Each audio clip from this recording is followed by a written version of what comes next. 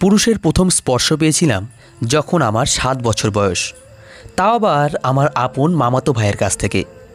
গ্রীষ্মের ছুটিতে আমাদের বাড়িতে এসে আমাকে এটা ওটা দিয়ে লোভ দেখিয়ে যখনই আমাকে একা পেত তখনই আমার শরীরে।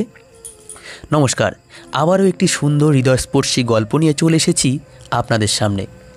আশা করি আপনাদের গল্পটি ভালো লাগবে। ভালো লাগলে একটি লাইক করবেন। চলুন তাহলে শুরু করা যাক।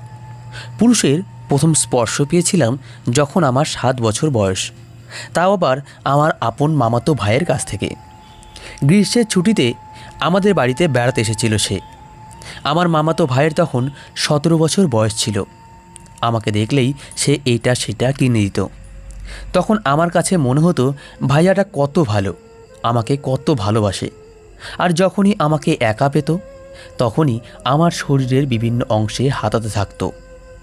প্রথম তার আদরটাকে আমি আদরই ভাবতাম। যখনই উপলব্ধি করলাম তার আদর করার ধরন অন্য সব বড়দের মতো না, একটু অন্যরকম, তখনই আমার যেন কেমন কেমন লাগতো, যা কাউকে বুঝিয়ে বলতে পারতাম না। আর কাউকে বললে হয়তোবা কেউ বিশ্বাস করতোই না, কারণ সবাই তাকে খুব ভালোবাসত। আমার তখন তেমন কোনো জ্ঞান বুদ্ধিই ছিল না যে বুঝবো একজন পুরুষ কী কারণে শরীর স্পর্শ করেছে, কেন করেছে, তার মতলবটাই বা কী। এই সকল বিষয়গুলো কিছুই বুঝতাম না, কিন্তু ভীষণ অস্বস্তি কাজ করতো ভিতরে ভিতরে। অনেকবার ভাইয়াকে বলতাম, ভাইয়া আমার লজ্জাস্থানে হাত দাও কেন। ভাইয়া তখন বলতো, আরে পাগলি, তোকে তো আদর করছি।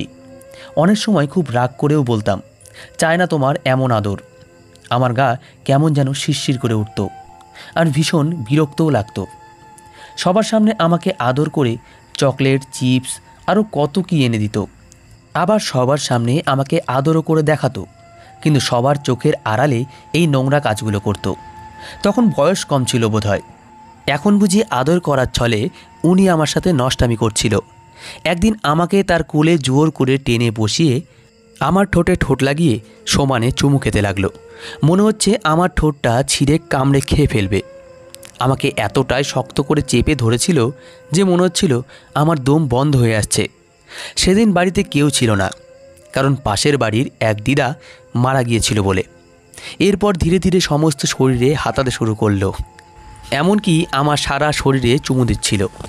আমি ছাড়া পাওয়ার জন্য কান্নাকাটি করছিলাম, কিন্তু তবুও সে আমায় ছাড়ছিল না। হঠাৎই বাড়িতে কোনো একটা শব্দ পেয়ে সেদিন ছেড়ে দিয়েছিল। আমিও ছাড়া পেয়ে এক দৌড়ে সেদিন পালিয়ে বেঁচেছিলাম। এরপর তাকে দেখলেই পালিয়ে পালিয়ে থাকার চেষ্টা করতাম। পরবর্তীতে সে একদিন কান ধরে উঠবোস করে বলেছিল কখনো এমন করে আমাকে আর আদর করবে না। এরপর আমার সাথে খুব ভালো ব্যবহার করেছিল, এমনকি আমার সাথে বন্ধুত্বও করেছিল।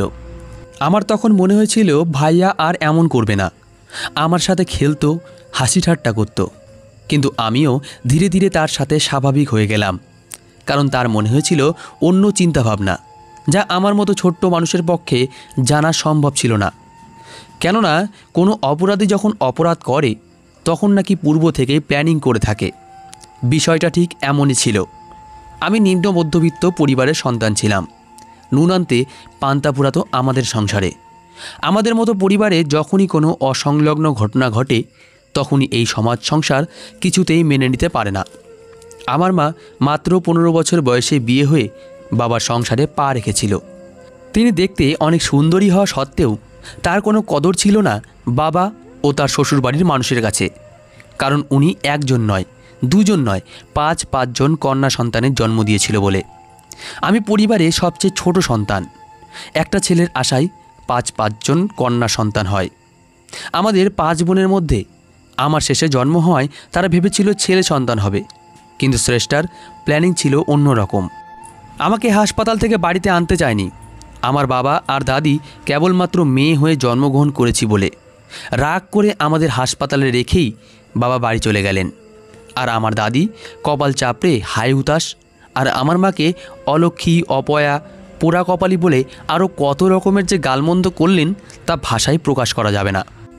আমার দাদি একটু গোঁড়া টাইপের মানুষ ছিলেন। মা যখন গর্ভবতী ছিল তখন তাকে কোনো প্রকার মেডিকেল চেক আপ করতে দিতেন না আমার দাদি।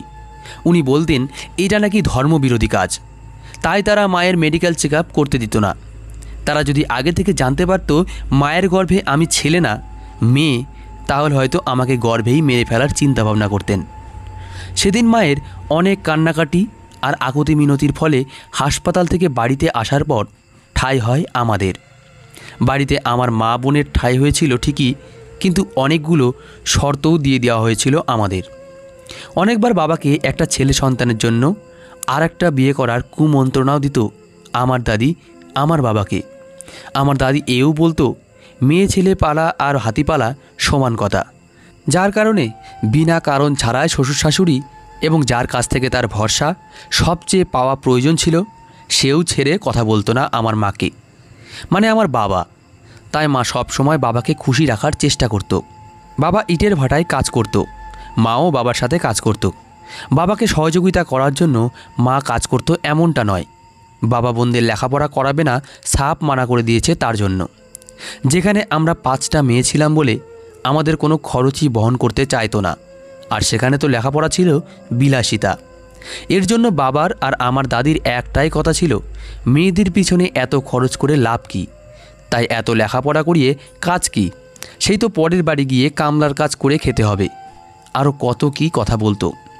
তবুও মা দমে যায়নি। মায়ের শখ মেয়েদের লেখাপড়া শেখানোর। তিনি প্রমাণ করতে চেয়েছিলেন সংসারে একটা ছেলে সন্তানের থেকে মেয়ে সন্তানের গুরুত্বও কম নয়। তাই মা আমাদের লেখাপড়ার খরচ জোগানোর জন্য বাবার সাথে এক প্রকার লড়াই করে ইট ভাটায় কাজ করতেন। কাজ করলে সংসারে টাকা দিতে হবে তা নিয়েও এক প্রকার লড়াই করতে হয়েছিল আমার মাকে। মা তার রোজগারের কিছু টাকা আমাদের লেখাপড়ার জন্য রেখে বাকি টাকা সে বাবার হাতে তুলে দিতেন। একদিন বাবা মা কাজে ছিল, 2 বোন স্কুলে ছিল, আর 2 বোন দাদির সাথে ফুপুর বাড়ি গিয়েছিল। সেদিন বাড়ি ছিল ফাঁকা। আমি বাড়ির আঙিনায় বসে পুতুল খেলছিলাম। হঠাৎ ভাইয়া বলল, ঘরের ভিতরে অনেকগুলো খেলনা দেখা যাচ্ছে, এগুলো কার? দেখতো, এগুলো তোর কিনা? শিশুরা তো খেলনা, চকলেট, চিপস এগুলো প্রতি একটু বেশি আকৃষ্ট থাকে। আমারও ছিল। আমি সরল মনে উচ্ছ্বসিত হয়ে ভিতরে প্রবেশ করতেই ঘরের দরজা লাগিয়ে দিল।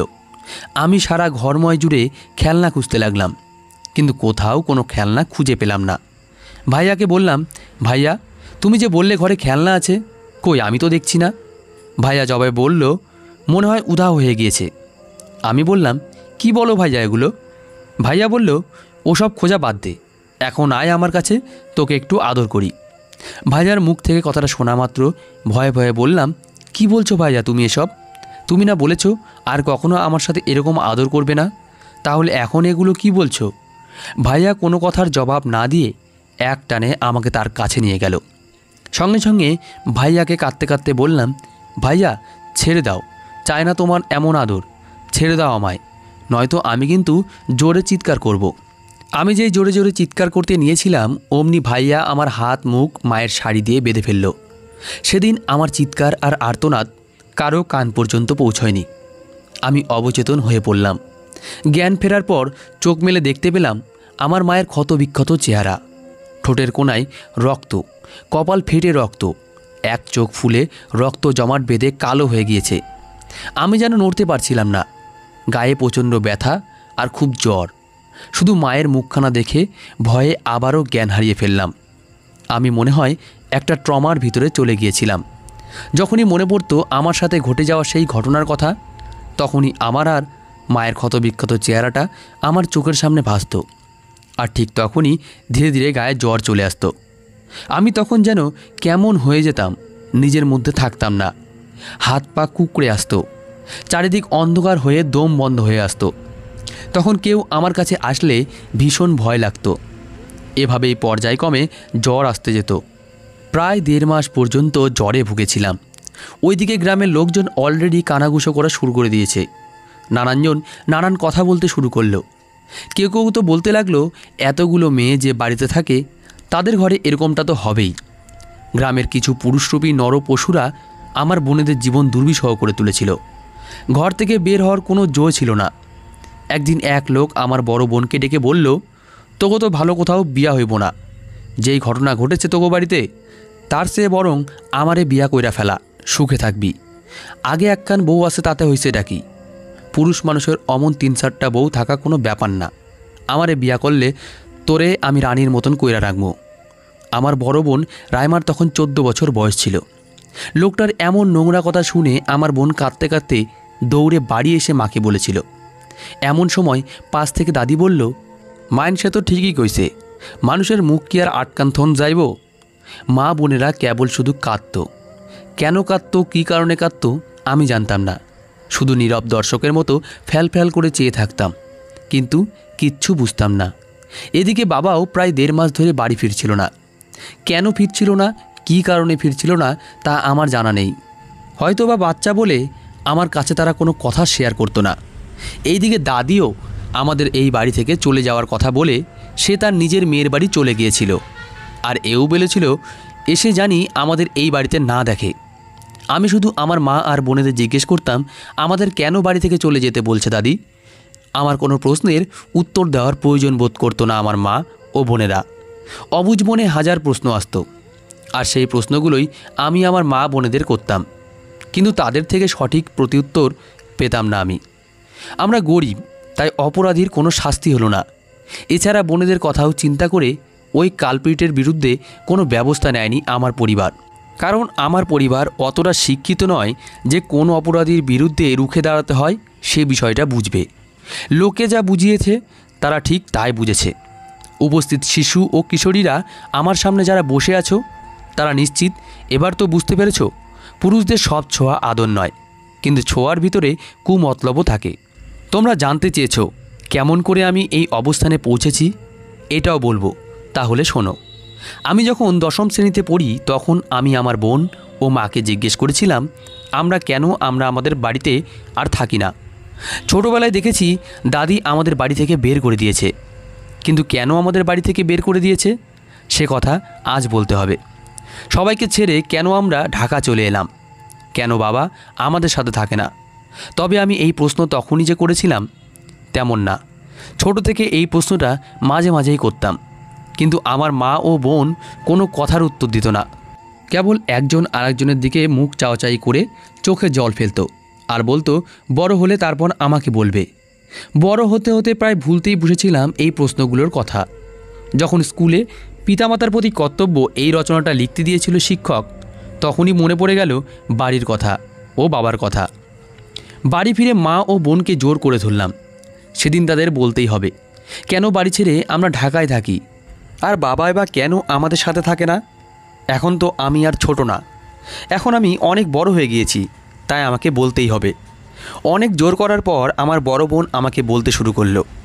সেদিনের সেই দুর্ঘটনার পর বাবা বাড়ি ফিরে আমাকে এই পরিস্থিতিতে দেখে মাকে অসম্ভব মারধর করলো। এই ঘটনার জন্য সে মাকেই দায়ী করলো, কারণ মা 5 কন্যা সন্তান জন্ম দিয়েছে। যদি একটা ছেলে সন্তান দিত তাহলে আর ধর্ষণের শিকার হতে হতো না। কন্যা সন্তান হয়েছে বলেই ধর্ষণ নামক কলঙ্কের দাগ লেগে গিয়েছে তার পরিবারে। শুধুমাত্র আমার মায়ের কারণে কন্যা সন্তানের জন্ম দিয়েছিল বলে মাকে অনেক মারধর করে। এরপর বাবা মাকে মারধর করে বাড়ি ছেড়ে চলে যায়। দেখতে দেখতে 1.5 মাস পার হয়ে যায়, কিন্তু বাবা আর বাড়ি ফেরে না।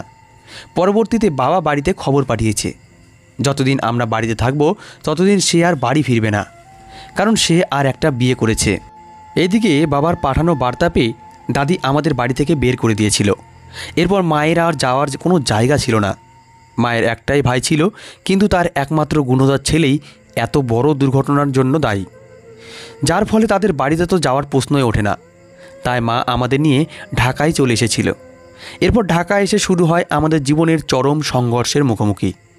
ঢাকায় এসে মায়ের এক দুঃসম্পর্কের বোনের সহযোগিতায় আমরা একটা বস্তিতে ঘর ভাড়া নিলাম। তোকে আর রেশমাকে বাড়িতে রেখে মায়ের সেই দূর সম্পর্কের বোনের সহযোগিতায় আমরা 4 জন গার্মেন্টসে ভর্তি হলাম। রেশমা হলো আমার 4 নম্বর বোন। আমি আর আমার 4 নম্বর বোন বাড়িতে থাকতাম। আমার বড় বোন যখন আমাকে এই ঘটনাগুলো বলল, আমি সব ঘটনা শোনার পর হাউমাউ করে শুধু কাঁদতে শুরু করে দিলাম। তখন মনে হয়েছিল এই সব কিছুর জন্য কেবল আমিই দায়ী। আমি তখন বিলাপ করে কাঁদছিলাম আর বলছিলাম সব আমার জন্য হয়েছে। তখন মা আমার কাছে এসে বলছিল, না, সবই আমাদের ভাগ্য। ঢাকায় এসে তারা গার্মেন্টসে ভর্তি হলো আর আমাকে স্কুলে ভর্তি করে দিল। আমার সামনে বসেই স্কুলের ছেলেমেয়েরা ভালো ভালো টিফিন খেত, কিন্তু আমি খেতে পারতাম না। কারণ আমার মা আর বোন গার্মেন্টসে চাকরি করত। তাদের সাধ্য ছিল না আমাকে দামি টিফিন কিনে দেওয়ার। তারা তাদের সাধ্যমতো আমাকে যা পারত তাই কিনে দিত। আমাকে যখন স্কুলে ভর্তি করে দিল তখন স্কুলে আমার পাশে কেউ বসতো না, কারণ আমার মা ও বোনেরা গার্মেন্টসে চাকরি করতো বলে। এমনকি যেদিন আমি স্কুলে কোনো কারণে পড়া বলতে না পারতাম সেদিন টিচাররাও আমাকে বলতো, মা বোনের সাথে গার্মেন্টসে গিয়ে কাজ কর, তোকে আর পড়তে হবে না, লেখাপড়া করে কি করবি? ডাক্তার ইঞ্জিনিয়ার ছেলে তো আর বিয়ে করতে আসবে না, বিয়ে তো হবে কোনো রিক্সাওয়ালা বা কোনো ড্রাইভারের সাথে, তাই পড়ে লাভ কী? অনেক সময় তো কাঁদতে কাঁদতে স্কুল থেকে বাড়ি ফিরে বলতাম আমি আর স্কুলে যাব না। তখন মা আর বোন আমার মাথায় হাত দিয়ে বলতো, কি হয়েছে, কেন স্কুলে যাবি না? আমিও কাঁদতে কাঁদতে বলতাম, তোমাদের জন্য স্কুলের বন্ধুবান্ধবরা আমার সাথে মিশতে চায় না, কারণ তোমরা গার্মেন্টসে কাজ করো বলে। আর টিচাররা কিছু হলেই আমাকে শুধু বলে, মা বোনের সাথে গার্মেন্টসে গিয়ে কাজ কর। তখন বড় বোন আর মা আমাকে বুঝাতো, এভাবে ভেঙে বললে চলবে, লেখাপড়া করে সবাইকে বুঝিয়ে দে গার্মেন্টসে যারা কাজ করে তাদের সন্তানরাও লেখাপড়া করে একদিন বড় কিছু করতে পারে। আর আমাকে সবসময় বলতো, আমরা কষ্ট করি কিন্তু তোকে লেখাপড়া করতেই হবে, যত কষ্টই হোক তোকে আমরা পড়াতে চাই, সবাইকে তুই দেখিয়ে দে, যাতে আমরা মেয়ে হয়ে জন্মগ্রহণ করে কোনো পাপ করিনি। সবসময় মা বোনের কথায় ভরসা পেয়ে ভেঙে যাওয়া মনে পুনরায় মনোবল পেয়ে যেতাম। এরপর নতুন উদ্যমে লেখাপড়াও চালিয়ে যেতাম। এভাবে করে এসএসসি পাশ করলাম। নবম শ্রেণীতে পড়া চলাকালীন আমার বড় দুই বোনের একসাথে বিয়ে হয়ে যায়, যার ফলে আমার এসএসসি পাশ করার পর কলেজে ভর্তি নিয়ে বেশ আর্থিক সমস্যার সম্মুখীন হতে হয়েছে আমার পরিবারকে। যেমন তেমন করে ভর্তি হয়ে গেলাম এক সরকারি কলেজে ভর্তি হওয়ার কয়েক মাস পরের কথা। নতুন বই, কাগজ কলম এগুলো কিনতে কিনতেই অর্থনৈতিকভাবে তাদের হিমশিম খেতে হচ্ছিল। আমি আর আমার মা বোনের কষ্টটা না বুঝেই পিকনিকের কথাটা বলে ফেললাম দুম করে। আমার ধারণা ছিল এতগুলো মানুষ একসাথে কাজ করে, পিকনিকের খরচ তো তারা দিতেই পারবে, তাই সাহস করে বলে ফেললাম। আমার ধারণা মিথ্যে প্রমাণ করে আমার মা সাফ বলে দিল, পিকনিকে যাওয়া লাগবে না। আমিও জেদ ধরে বললাম, আমি পিকনিকে যাবই মা। মা রাগ করে পুনরায় আমাকে বলল, পিকনিকে যাবি, টাকা পাবো কোথায়? আমাদের মতো গরিবদের ভ্রমণ, পিকনিক, মার্কেটিং এসব শুধু বিলাসিতা, ওসব আমাদের জন্য নয়।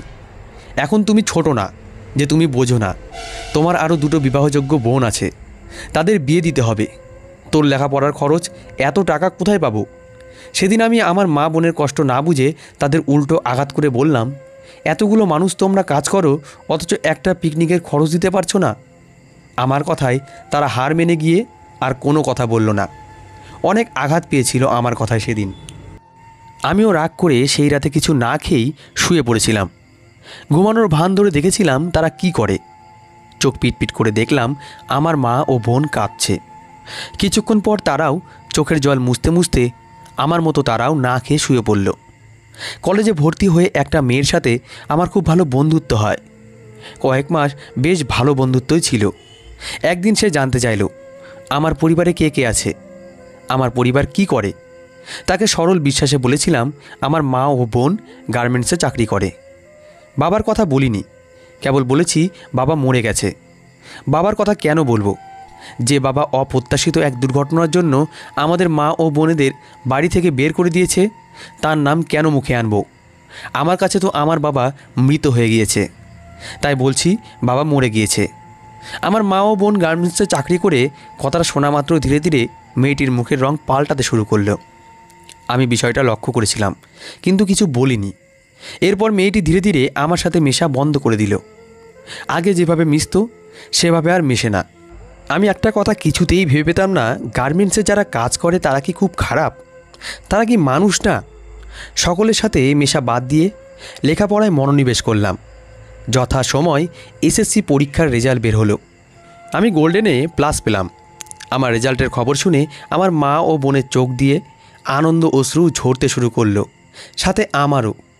এরপর দুর্ভাগ্যবশত ঢাকা বিশ্ববিদ্যালয়ে ভর্তি পরীক্ষা দেওয়ার মাত্র 5 দিন আগে আমার হঠাৎ টাইফয়েড জ্বর ধরা পড়ল।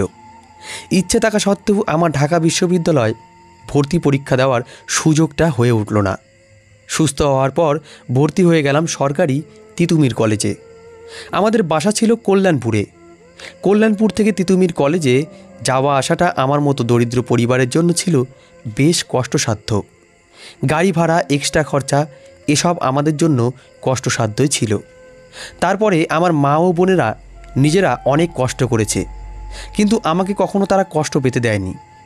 আমার সেজ বোন বলল, আমরা কষ্ট করি, কিন্তু তোকে কখনো কষ্ট পেতে দেব না। তুই শুধু লেখাপড়া করে কিছু একটা কর। আমরা যেন গর্ব করে বলতে পারি আমাদের পরিবারের একজনকে আমরা শিক্ষিত করতে পেরেছি, আমাদের জীবন সার্থক করতে পেরেছি। আর মাথা উঁচু করে যেন বলতে পারি মেয়েরাও অনেক কিছু করতে পারে। আমার মা ও বোনের কথা শুনে আমার মনে সেদিন আরও সাহস জুগিয়েছিল। আমাকে তারা প্রতিদিন কলেজে যাতায়াতের জন্য বেশ কিছু টাকা হাত খরচার জন্য দিত। অথচ তারা প্রতিদিন মিরপুরে 1 নম্বর থেকে কল্যাণপুর পর্যন্ত পায়ে হেঁটে যাতায়াত করত। আমার সেজ বোনের জুতা ছিঁড়ে গিয়েছিল, তবু এক জোড়া নতুন জুতা কিনে পায়ে পড়েনি। যদি আমার লেখাপড়ার পিছনে টান পড়ে, তাকে দেখেছিলাম জুতো চোরা গুণা দিয়ে বেঁধে পড়তে। তা দেখে চোখে জল চলে এলো। বড় হয়ে বুঝতে পারলাম আমার মা ও বোন তারা কত কষ্ট করে। তারা তাদের শরীরে রক্ত জল করে আমাকে লেখাপড়া করানোর চেষ্টা করে। আমার মা ও বোন পায়ে হেঁটে যাতায়াত করে, আর আমি কি না গাড়িতে যাতায়াত করব? তাই কি হয়? আমি মনে মনে সিদ্ধান্ত নিলাম, আমি যদি প্রতিদিন ইউনিভার্সিটিতে পায়ে হেঁটে যাতায়াত করি, তাহলে অন্তত আমার কাগজ কলমের টাকা হয়ে যাবে। এই ভেবে আমি প্রতিদিন পায়ে হেঁটে ইউনিভার্সিটিতে যাতায়াত করতাম, যাতে করে আমার মা বোনের কিছুটা হলেও আর্থিক সহযোগিতা হয়। কিন্তু কিছুদিন যাওয়ার পর আমি যেন শারীরিকভাবে অনেক দুর্বল হয়ে পড়লাম। বুঝতে পারলাম আমার মা ও বোন কত কঠোর পরিশ্রম করে আমাকে উচ্চশিক্ষিত করার জন্য। মনে মনে সিদ্ধান্ত নিলাম, তাদের এত কষ্ট করতে আর দিব না। আমাকেও কিছু একটা করতে হবে। নিজের লেখাপড়ার খরচ নিজেই চালাবো। অনেক জায়গায় টিউশনি খুঁজলাম, এরপর চাকরি খুঁজলাম, কিন্তু কোথাও কোনো চাকরি খুঁজে পেলাম না। এইচএসসি পাশ করার জন্য একজন স্টুডেন্ট হুট করে কী বা চাকরি পাবে, আর কে বা দিবে তাকে চাকরি? যখন কোথাও কোনো চাকরি বা টিউশনি খুঁজে পেলাম না, তখন ঠিক করে নিলাম আমিও গার্মেন্টসে চাকরি করব। এরপর রাতে এসে পড়াশোনাও শেষ করব, কারণ পড়াশোনা ছাড়তে চাইনি যাতে মা বোনের কষ্ট বিফলে না যায়। অবশেষে গার্মেন্টসে চাকরি নিয়ে নেয়, কিন্তু বাড়িতে কি বলবো তাই ভেবে পাচ্ছিলাম না। মনে মনে ভাবলাম বাড়িতে বলবো আমি একটা ছোটোখাটো চাকরি করি, কিন্তু আমার এটুকু ধারণা ছিল না যে তাদের তো গার্মেন্টসে চাকরি করার অভিজ্ঞতা আছে। তারা তো আমাকে দেখলেই বুঝে ফেলবে। এরপর বুঝলাম মা আর বোন কোন হাতের আঙ্গুলে পট্টি বেঁধে রাখত। ছোটোবেলায় দেখতাম মা আর বোনদের সবসময় হাতের আঙ্গুলে পট্টি বাঁধা, কিন্তু কেন বেঁধে রাখতো তা জানা ছিল না। এরপর নিজেই যখন গার্মেন্টসে জয়েন হলাম, ধীরে ধীরে বুঝতে পারলাম বিষয়টা। মেশিনের নিডেল আঙ্গুলে ঢুকে যায় বলেই আঙ্গুলে পট্টি বেঁধে রাখত। কিছুদিন মা ও বোনকে বিষয়টা লুকিয়ে যেতাম, যাতে তারা জানতে না পারে। একদিন তাদের আগে ক্লান্ত হয়ে ঘুমিয়ে পড়েছিলাম। সেদিনই আমার মা আর বোন বুঝে গিয়েছে আমি নিশ্চিত গার্মেন্টসেই জয়েন হয়েছি। আমার মা ও বোন আমাকে কাঁচা ঘুম থেকে টেনে উঠালো। এরপর আমাকে উঠিয়ে জিজ্ঞেস করলো, ইদানিং কেন এত ক্লান্ত থাকি, কেন আগের মতো ঠিকমতো পড়াশোনা করি না? আমি ভয়ে ভয়ে সব বলে ফেললাম। আমিও গার্মেন্টসে চাকরি নিয়েছি। কথাটা শোনা মাত্রই আমার সেজ বোন আমার গালে সজোরে একটা চর বসিয়ে দিল আর বলল, আমাদের কষ্টের প্রতিদান এভাবেই বিফলে দিলি? আমরা তো চেয়েছিলাম তুই উচ্চশিক্ষায় শিক্ষিত হ। সেদিন আমি আর আমার মা বোন মিলে খুব কেঁদেছিলাম। মা বোনের অনুরোধে চাকরিটা ছেড়ে দিলাম। 2টো টিউশনি নিলাম। একদিন টিউশনি করে বাড়ি ফিরছিলাম। এর মধ্যে পথেই মাথা ঘুরে রাস্তার এক পাশে বসে পড়লাম। হঠাৎ একজন ভদ্র মহিলা আমার পাশে এসে আমার কাঁধে হাত রেখে বলল, কি হয়েছে মামনি? আমি মুখ ফিরিয়ে বললাম যে কিছু হয়নি, ঠিক আছি, মাথাটা একটু ঘুরে গিয়েছিল। এরপর তিনি আমাকে বললেন, আমি দূর থেকে খেয়াল করছিলাম মাথা ঘুরে পড়ে যাচ্ছিলে, তাই এগিয়ে এসে জানতে চাইলাম তোমার কি হয়েছে। তুমি কিছু মনে করনি তো? আমি বললাম না। তিনি আবার বললেন, তোমার বাসা কোথায় বলো আমাকে, আমি তোমাকে পৌঁছে দিচ্ছি। আমি তাকে বললাম বাসা কাছেই, আমি আস্তে আস্তে হেঁটে যেতে পারবো। ভদ্রমহিলা আমাকে আবার বললেন, দেখে তো মনে হচ্ছে তুমি সারাদিন কিচ্ছু খাওনি, বেশ ক্লান্ত দেখাচ্ছে। তুমি কি লেখাপড়া করো? আমি তাকে বললাম, জি আন্টি, আমি পড়াশোনা করি। এরপর তিনি অত্যন্ত বিনম্র স্বরে আমাকে বললেন, তোমার পরিবারে কে কে আছে? আমি বললাম, মা ও বিবাহযোগ্য 2 বোন আছে, তিনি আবার বললেন, বাবা ও ভাই নেই? আমি তার প্রশ্নের উত্তরে বললাম, না, বাবা ও ভাই নেই। তিনি আবারও বললেন, তাহলে তোমাদের সংসার চলে কিভাবে? হঠাৎ মনে পড়ে গেল কলেজের সেই বান্ধবীর কথা। মনে মনে ভাবলাম, বলবো কি বলবো না। এরপর সিদ্ধান্ত নিলাম, না বলবো। আমার মা ও বোন কোনো চুরি করে না, তারা রক্ত জল করে টাকা উপার্জন করে। আমার তো গর্ব করে বলা উচিত। আমি কিছুক্ষণ নীরব থেকে বললাম, আমার মা ও বোনেরা গার্মেন্টসে চাকরি করে, আর আমি দুটো টিউশনি করি, এভাবেই চলছে। উনিও কিছুক্ষণ নীরব থেকে বলল, তুমি আমার সংস্থায় কাজ করবে, তোমার যাবতীয় লেখাপড়ার খরচ আমাদের সংস্থা তুলবে। আর যদি কিছু মনে না করো তাহলে একটা কথা বলি। আমি মাথা নাড়িয়ে বললাম, জি বলুন। আমার কোনো সন্তান নেই, আমি কখনো মা হতে পারবো না, আমায় মা বলে ডাকবে। এরপর শুরু হলো সেই সংস্থার জায়গায় যে আমি ক্যাম্পেইন করতাম আর শিশু কিশোরী মেয়েদের সচেতন করতাম।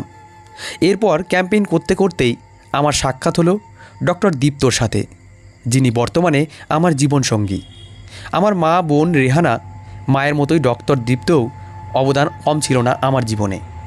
আমার অসহায় শিশু কিশোরী মেয়েদের সে বিনামূল্যে চিকিৎসা করে দিয়েছে।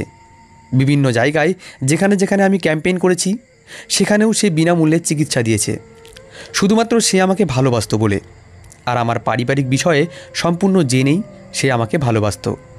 এরপর উচ্চতর শিক্ষা অর্জনের জন্য আমার সেই সংস্থার রেহানা মা আমাকে বিদেশে পাঠান, যাতে সংস্থার কাজ আরও ভালোভাবে করতে পারি, বুঝতে পারি এবং বিদেশ থেকে কিভাবে সহযোগিতা নিতে হয় সে সম্পর্ক জানতে পারি।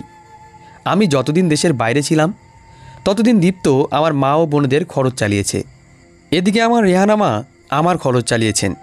এরপর বিদেশ থেকে আমি জানতে পেলাম যোগ্য পাত্র দেখে আমার দুই বোনের বিয়ে দিয়েছে দীপ্ত নিজ খরচে। আমি বাইরের দেশ থেকে ফিরে এলে দীপ্তের সাথে আমার বিয়ে হয়। আল্লাহর রহমতে আমরা অনেক সুখী এবং এখনও আমার শিশু কিশোরী মেয়েদের সহযোগিতা করে যাচ্ছে বিনা স্বার্থে। আশা করছি ভবিষ্যতেও সে আমার পাশে থাকবে। আজ আমার মা গর্ব করে বলে, আমার মেয়েরা পুরুষের চেয়ে কোনো অংশে কম না, আমার মেয়েরা একজন যোদ্ধা। তো বন্ধুরা, আজকের গল্পটি এই পর্যন্তই। গল্পটি ভালো লেগে থাকলে অবশ্যই একটি লাইক দেবেন। ধন্যবাদ সবাইকে। ভালো থাকবেন, পাশে থাকবেন।